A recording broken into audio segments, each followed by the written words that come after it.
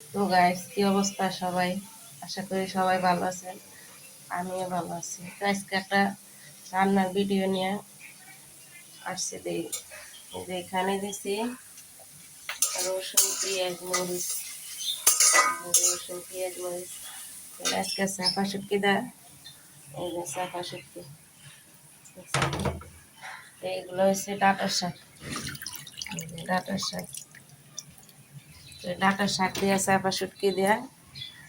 আর এখানে আছে এই যে ডাঁটা, ডাঁটাও খাওয়া যায়, ডাঁটার শাকও খাওয়া যায়। দেখছেন এই যে ডাঁটা, এগুলা দিয়ে চিংড়ি মাছ দিয়ে রান্না। তো এই রান্নাটা যদি ভালো লাগে তাহলে একটা লাইক কমেন্ট শেয়ার করেন। আর কে কে ডাঁটার শাক দিয়ে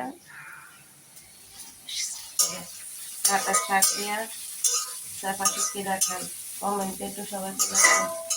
ঠিক আছে, আল্লাহ হাফেজ।